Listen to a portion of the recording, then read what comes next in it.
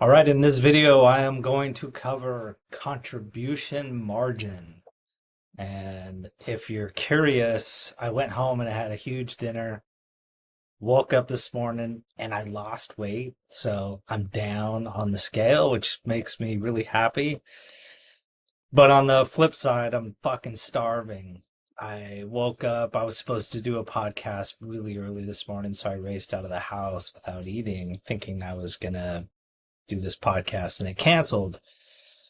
So since it canceled, I am going to record this lecture and then go home and have breakfast. Anyway, contribution margin. Contribution margin is the formula. In fact, let me just write contribution margin. Hopefully I spelled that right. But our contribution margin is essentially all of our revenue minus all of our variable costs. And now we're not talking about the variable product costs, we're talking about all variable costs. So if it's sales administration expenses and it's variable, then we're including that in this calculation. But the difference between revenue and all of our variable costs give us what we call contribution margin. And so if I could do simple examples for you, but if I have $1,000 in revenue, in fact, let's even make it more simple since I can't do math in my head.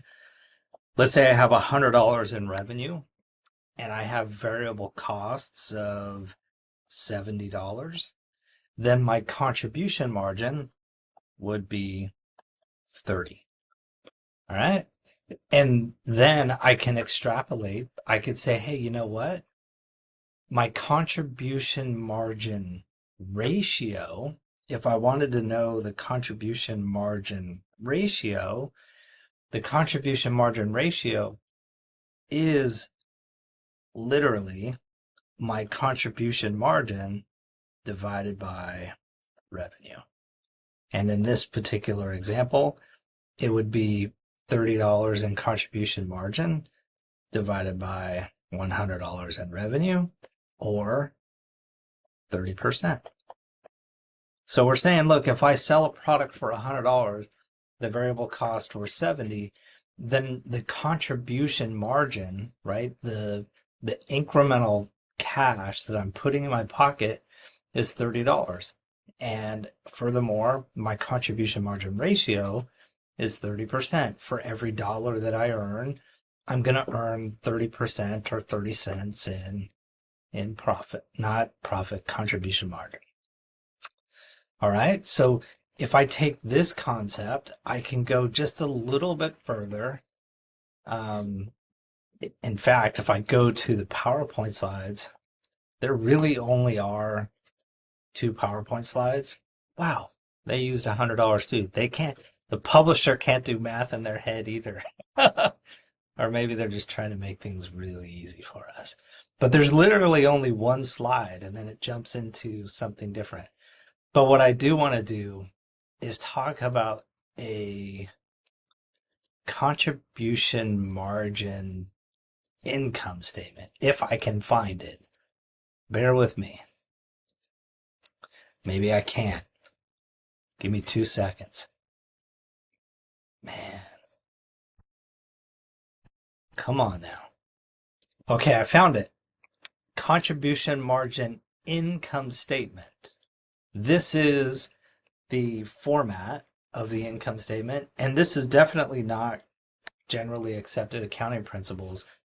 It has more to do with, excuse me, internal control and recreating information so that it better suits the internal needs of the company, right? We want to make certain decisions, and reaching those decisions, we need information that is a little bit, well, it's presented,